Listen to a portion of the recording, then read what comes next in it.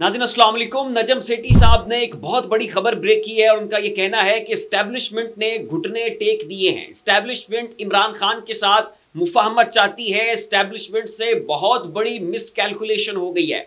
नाज़रीन बड़े होशरुबा किस्म के इंकशाफात किए हैं। बहुत अहम खबर जो है वो मंजर आम के ऊपर लेकर आए हैं। और इसके साथ ही नाज़रीन आपको ये भी पता होगा कि तहरीक इंसाफ के रहनुमाओं को हाल ही में कोर कमांडर हाउस में इफ्तार डिनर पेश किया गया। ये तमाम तर तफसीलात नाज़रीन आपके सामने रखनी है। और इसके साथ ही भारतीय वज़ीर दिफा ने पाकिस्तान को एक बहुत बड़ी धमकी लगाई है और उनका यह कहना है कि पाकिस्तान के अंदर घुस कर जो भारत के दुश्मन हैं, जो दहशतगर्द हैं, जो सिख बागी हैं, जो कश्मीरी हैं, उनको मारेंगे। ये नाज़रीन पाकिस्तान की खुद मुख्तारी, पाकिस्तान की सालमियत और पाकिस्तान के इस्तेहकाम के ऊपर एक इंतहाई भोंडा किस्म का हमला था, जिसका जवाब अभी पाकिस्तान की जानिब से दे दिया गया है। इस चीज़ को भी डिस्कस करेंगे। और नाज़रीन पाकिस्तान में एक और दहशतगर्दाना कार्रवाई हुई और पाकिस्तान के पुलिस ऑफिसर डीएसपी उन्हें रात की तारीकी में शहीद कर दिया गया। इसकी डिटेल्स भी अपने आज के इस व्लॉग में शामिल करेंगे, लेकिन उससे पहले आपसे रिक्वेस्ट है इस चैनल को सब्सक्राइब करते हैं, साथ जो बेल आइकन है उसके ऊपर भी लाजमी क्लिक कीजिएगा ताकि वो तमाम तर खबरें जिनकी कवरेज मेन स्ट्रीम मीडिया के ऊपर नहीं हो रही है वो आपको इस एक प्लेटफॉर्म के ऊपर मिल सके। नाज़रीन हाल ही में बैनुल-अक़वामी न्यूज़ एजेंसी गार्डियन ने एक रिपोर्ट पेश की है और उनका यह कहना है कि भारत ने पाकिस्तान के अंदर घुस के कश्मीरियों और जो बागी सिख थे उनका कत्लेआम किया है और इसमें बड़े अहम अफराद जो है वो शामिल थे और इनका शुमार भारत के बागी लोगों में होता था। और इसके ऊपर नाज़रीन ये फिर साथ जो है वो खबरें चलना शुरू हो गई कि चूंकि जनाब भारत में इंतखाब होने जा रहे हैं, मोदी ये इलेक्शंस जीतना चाहते हैं, तो इसलिए जनाब भारत के साथ मोदी ये चाहता है कि जो अनरेस्ट है उसको बढ़ाया जाए। भारत जो है इन तमाम तर मामलात को अपनी सिक्योरिटी की मजबूत सूरत हाल को और उसने पाकिस्तान के अंदर घुस के 20 शरपसंद लोगों को मारा है, भारत के मकौल के जी वो शरपसंद थे, इसको मोदी साहब जो है वो आइंदा इलेक्शंस में कैश करना चाहते हैं। तो इसके लिए जो है इन्होंने खुद जानबूझकर गार्डियन में ये स्टोरी पब्लिश करवाई है। इसके बाद जो भारत के नाज़रीन वज़ीर दिफा हैं उन्होंने टॉक शो के अंदर बैठकर, एक इंटरव्यू के अंदर बैठकर क्या कह डाला है ये जरा आप सुने। कोई भी टेररिस्ट हमारे पड़ोसी देश से यदि भारत को डिस्टर्ब करने की कोशिश करेगा जी, यहां पर यदि आतंकवादी हरकतें करेगा तो उसका मुंह तोड़ जवाब देंगे। यदि वो भगकर पाकिस्तान में जाएगा तो पाकिस्तान में घुस कर मारेंगे। तो ये बात आप मतलब कह रहे हैं, जो प्रधानमंत्री भी कह रहे हैं कि अब वो भारत नहीं रहा जो कि बगल में खड़े होकर तमाशा देखता रहेगा, घर में घुस कर मारेगा। बिल्कुल प्रधानमंत्री जी ने जो कहा है बिल्कुल सच कहा है और यह ताकत है भारत की।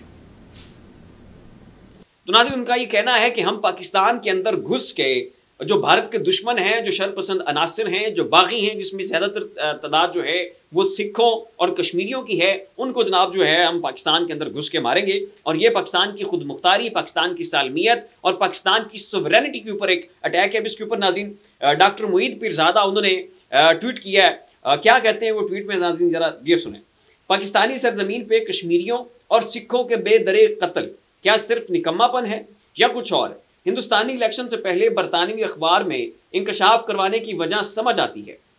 मोदी वोटर्स को अपनी दिलेरी बता रहा है, मगर 3-4 बरस से ये कत्ल जारी है और पाकिस्तान का रद्द अमल ना होने के बराबर है। इसकी क्या वजह है? ये वो सवाल है नाज़रीन जो कि डॉक्टर मुईद पीरज़ादा साहब ने पूछा है और क्वेश्चन उनका बिल्कुल जेन्युइन है कि पाकिस्तान के हुक्मरान, पाकिस्तान के इदारे, पाकिस्तान की सिक्योरिटी की एजेंसीज क्या कर रही हैं। और ये स्टोरी नाज़रीन भारत की आप बहादुरी देखिए कि वो खुद गार्डियन में जाकर पब्लिश कर रहे हैं। और इस हवाले से नाज़रीन डॉक्टर राहत अंदोरी ने क्या खूब शेर कहा था कि सरहदों पर तनाव है क्या, सरहदों पर तनाव है क्या, पता करो चुनाव है क्या। तो भारत में नाज़रीन जब भी इलेक्शंस होते हैं, जब भी वहाँ पे किसी भी रहनुमा ने इलेक्शंस जीतने होते हैं और ख़ास तौर पे मोदी साहब के दौर में इस रिवायत को ज़्यादा मुस्तहकम किया गया कि मोदी ने जब भी इलेक्शन जीतना होता था वो पाकिस्तान के साथ कोई ना कोई अनरेस्ट क्रिएट करता था। कभी जनाब गोलियां चला दो, बॉर्डर खोल दो, वहाँ पर 4-5 बंदे जो हैं उनको मार दो और इस तरह से एक अनरेस्ट, एक क्योस क्रिएट करके भारत जो है और ख़ास तौर पर मोदी साहब हमेशा इलेक्शंस में इस चीज़ को कैच करवाने की कोशिश करते हैं। अब चूंकि इलेक्शंस हैं तो फिर जनाब ये हरकत कर दी गई है। पाकिस्तान की जानिब से इस चीज़ को लेकर भी मुंह तोड़ जवाब दे दिया गया है कि मोदी साहब की जानिब से, मोदी साहब की इंतजामिया की जानिब से और उनके जो वज़ीर दिफा का ये बयान है ये इंतहाई नाकाबिल कबूल है। हम इसकी भरपूर अंदाज में मजम्मत करते हैं और इसके खिलाफ हम बैनुल-अक़वामी सतह पर जो है वो आवाज़ उठाएंगे। मेरे ख्याल में इससे भी ज़्यादा एक फर्दर स्ट्रॉन्ग किस्म का मैसेज जो है वो भारत को मजीद भेजा जाना चाहिए पाकिस्तान की जानिब से। इसके अलावा नाज़रीन, पाकिस्तान में आज एक और अफसोसनाक वाक़या रोनुमा हुआ और रात की तारीकी में एक DSP को जो है उनके गनमैन समेत शहीद कर दिया गया। लकी मरवत में यह वाक़या पेश आया। दहशतगर्दों के हमले में DSP गुल मोहम्मद खान गनमैन समेत शहीद हो गए। लकी मरवत में रात गए दहशतगर्दों ने DSP लकी मरवत गुल मोहम्मद खान की गाड़ी पर हमला कर दिया। उन्होंने DSP की गाड़ी पर अंधाधुंध फायरिंग की, जिसके नतीजे में DSP गुल मोहम्मद खान अपने गनमैनों समेत शदीद जख्मी हुए और जख्मों की ताब ना लाते हुए अपने एक गनमैन कांस्टेबल नसीम गुल समेत जो है वो शहीद हो गए और उसके अलावा 2-3 जख्मी लोग हैं, उनको अस्पताल में मुंतकिल किया जा चुका है। पाकिस्तान में दहशतगर्दी की एक नई वेव आई हुई है। बहुत सारी जो कीमती जानें हैं वो ज़ाया हो रही हैं और अभी गुज़श्ता दिनों चाइना के जो इंजीनियर्स थे उनके ऊपर बशाम में हमला हुआ, 5 चाइनीज़ जो हैं वो उनको हलाक कर दिया गया। उसके बाद चाइना ने पाकिस्तान के अंदर जितने भी डैम्स के ऊपर काम हो रहा था, जितने भी तरक्याती काम थे, उन पर काम रोक दिया था। CPEC भी नाज़रीन इस वजह से मुतासर हुआ। पाक चीन दोस्ती जो है वो बहुत बुरी तरह से इस सब की वजह से मुतासर हुई। एक बहुत बड़े सेटबैक का पाकिस्तान को सामना करना पड़ा। तो पाकिस्तान के हुक्मरानों को चाहिए, पाकिस्तान की सिक्योरिटी एजेंसीज को चाहिए कि इसके ऊपर फौरी तौर पे जो है वो कार्रवाई करें, एक ठोस लाएमल बनाएं और जो वो तमाम तरह एलिमेंट्स हैं, वो तमाम तरह नासिर हैं कि जो नहीं चाहते कि पाकिस्तान फ्लरिश करे, पाकिस्तान तरक्की करे, पाकिस्तान के अंदर सरमायाकारी आए, पाकिस्तान और चाइना की दोस्ती जो है वो मजीद मजबूत हो, उनको जो है वो करार वाकई सज़ा दी जानी चाहिए और उन तमाम तरह एलिमेंट्स को पकड़ के उनको मंतकी अंजाम के ऊपर हर सूरत पहुंचाया जाना चाहिए।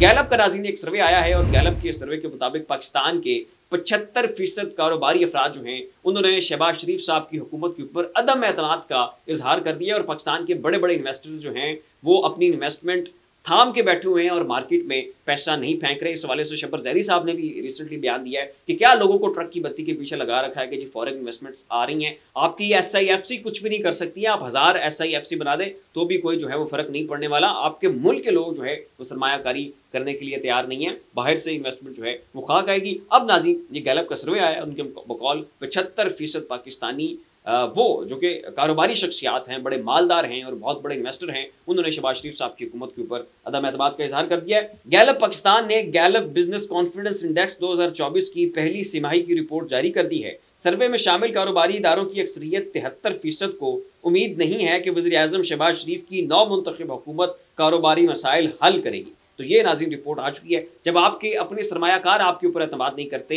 मुल्क की इकॉनमी का बट्ठा बैठ चुका है, GDP ग्रोथ आपकी 0 हो चुकी है, फॉरेन रेमिटेंसेज आ रही नहीं, एक्सपोर्ट्स आपकी गिर चुकी हैं, एक्सपोर्ट्स आपकी इस तरह से गिरी हैं कि आपने बिजली की जो कीमत है उसमें होशरुबा इजाफा कर दिया है और आपकी जो मसनूआत हैं वो बंगाली और भारतीय मसनूआत के साथ कम्पीट ही नहीं कर पा रही और जब बैनुल अक़वामी मंडियों में आपकी मसनूआत पहुँचती हैं तो वहाँ पर जो भारत की प्रोडक्ट्स हैं, भारत की जो टेक्सटाइल की मसनूआत हैं उनकी कीमतें बहुत कम हैं, बांग्लादेश की मसनूआत की कीमतें बहुत कम हैं, आपकी कीमतें बिजली की कॉस्ट ज़्यादा होने की वजह से बहुत ज़्यादा हैं। तो जनाब आपकी एक्सपोर्ट जो हैं वो भी हर गुजरते दिन के साथ नीचे जा रही हैं और पूरे मुल्क का सत्यानाश हो चुका है। आपके कारोबारी अफराद जो है आपके मुल्क के ऊपर एतमाद नहीं कर रहे हैं और आने वाले दिनों में इमरान खान साहब ने जो है ग्रैंड अलायंस बना दिया, सड़कों के ऊपर निकल रहे हैं, लाखों का हजूम होगा, इस्लामाबाद में डेरे होंगे, लाहौर में डेरे होंगे, KPK में लोग सड़कों के ऊपर मौजूद होंगे, पंजाब जो है उसमें फिर उस एनर्जी को और उस फ्लो को KPK से शिफ्ट किया जाएगा और फिर जनाब ये आप हुकूमत चलाएंगे कैसे, ये इक़्तिदार जो है वो कामयाब कैसे होगा, इसका कोई बज़ाहिर इम्कान नज़र नहीं आ रहा है। और नजम सेठी साहब ने नाज़रीन एक बहुत बड़ी खबर ब्रेक की है और उनका ये कहना, मैं आपको वो क्लिप सुनाऊंगा ताकि आपको जो है इस हवाले से यकीन हो जाए। नजम सेठी साहब का ये कहना है कि ईद के बाद तहरीक इंसाफ की ईद होने वाली है, इमरान खान साहब के वोटर्स की ईद होने वाली है और तहरीक इंसाफ को एक बहुत बड़ी फतह नसीब होने वाली है। और उनका ये कहना है कि एस्टैब्लिशमेंट से बहुत बड़ी मिसकैलकुलेशन हो चुकी है, उनसे बहुत बड़ी गलती हो चुकी है और नून लीग को, शहबाज शरीफ साहब को इक़्तिदार में लाकर जो तमाम तर मामलात हैं वो बिगड़ चुके हैं और एस्टैब्लिशमेंट ने घुटने टेक दिए हैं। वो इमरान खान साहब से बात करना चाहते हैं और अभी हाल ही में नाज़रीन मैं आपको ये भी बताता चलूँ कि KPK की जो कैबिनेट है, जो गवर्नमेंट है, उनको कोर कमांडर हाउस में दावत के ऊपर बुलाया गया था और वहाँ पर उन्हें अफ्तार डिनर पेश किया गया और साथ साथ जो मुल्क की सिक्योरिटी की सूरत हाल है उसके ऊपर भी बड़े इज्जतदार तरीके से जो है वो ब्रीफिंग दी गई है कि जनाब ये मामला चल रहे थे, उसके ऊपर हम आपको एतमाद में लेना चाहते हैं। ये उस नाज़रीन कोर कमांडर का जो हाउस, ये नाज़रीन कोर कमांडर हाउस में जो इजलास हुआ है वहाँ की ये सारी कार्रवाई हुई है। तो आप खुद अंदाज़ा करें कि इस वक्त नाज़रीन सूरत हाल कहाँ पर पहुँच चुकी है। आप नजम सेठी साहब का ये बयान सुने और नाज़रीन ये देखें क्या बानी PTI बाहर आ सकते हैं। देखिए ये नहीं मैं कह सकता कि ईद से पहले होगी या बाद में, ये मैं कह सकता हूँ कि होगी। ईद होगी या रिहाई होगी? पीटीआई की ईद हो जाएगी। अच्छा और ईद तो रिहाई की सूरत में ही हो सकती है। ईद पहले होगी अब ईद के बाद होगी वो मैं नहीं कह सकता। ये तो आप बहुत बड़ी खबर दे रहे हैं। मैं बिल्कुल मैं समझता हूँ कि ये केसेस जो हैं ये सब उड़ जाएंगे, तिनकों की तरह उड़ जाएंगे। ये उड़ जाएंगे बिल्कुल हाई कोर्ट के अंदर, फिर ये अपील्स जाएंगी सुप्रीम कोर्ट में। अच्छा। फिर वहाँ थोड़ी अरसे के लिए टिके रहेंगे। अब ये साइफर केस भी फारग हो जाएगा, उसके बाद तोशाखाना भी फारग हो जाएगा। अच्छा। इद्दत वाला भी फारग हो जाएगा। उंगली तोड़ गई है ना। जो एंटी एस्टैब्लिशमेंट पार्टी थी वो प्रो एस्टैब्लिशमेंट पार्टी नजर आ रही है। जब सारा मुल्क था प्रो एस्टैब्लिशमेंट तो ये एंटी एस्टैब्लिशमेंट थे। जब सारा मुल्क एंटी एस्टैब्लिशमेंट हो गया तो ये प्रो एस्टैब्लिशमेंट हो गया। आप सोचिए तो सही इन्होंने क्या किया। बिल्कुल। तो अब खान साहब जो हैं his game is much better और इसीलिए एस्टैब्लिशमेंट को ये एहसास हुआ है कि अब इनके साथ बात करनी चाहिए, बिकॉज जो एस्टैब्लिशमेंट की असेसमेंट थी इलेक्शन के बारे में वो गलत निकली है। फिलहाल में आज इतना इन तमाम मामलों के ऊपर अपनी राय का इजहार कमेंट बॉक्स में जरूर कीजिएगा। इसी के साथ अपने मेजबान को इजाजत दीजिए। अपना ख्याल रखिएगा।